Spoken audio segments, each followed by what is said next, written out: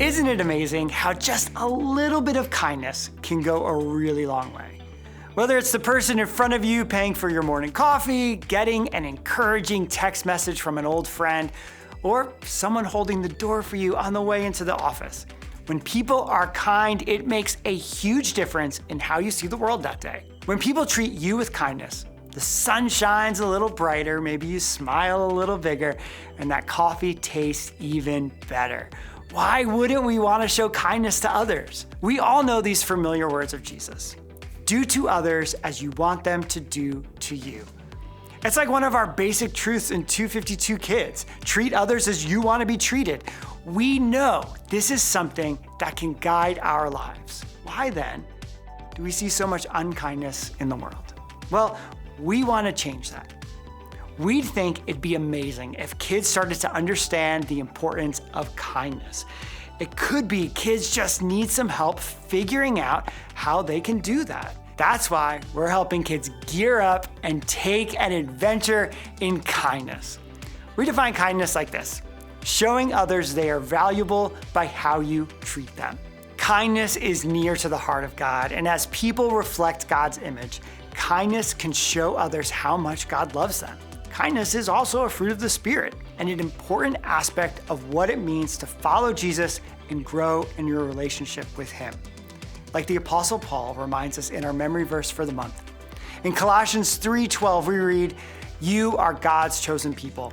You are holy and dearly loved. So put on tender mercy and kindness as if they were your clothes. Don't be proud, be gentle and patient." We want to give kids the tools they need to show kindness to the people in their life. And we have 4 great stories from the Bible to help.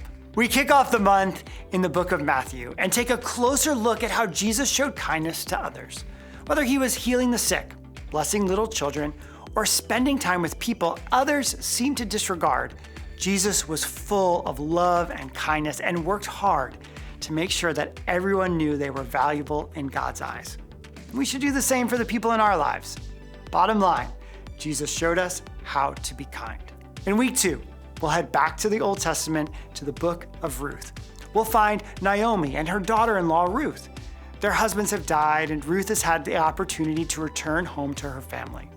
Instead, she chooses to show kindness to Naomi and stay with her. Ruth's kindness doesn't go unnoticed. Boaz sees how Ruth is treating Naomi and offers kindness back to Ruth, changing her life in a huge way. Bottom line, be kind to the people closest to you. For week 3, we return to the New Testament and revisit something Jesus talked about in the Sermon on the Mount. Suppose someone forces you to go 1 mile. Go 2 miles with them.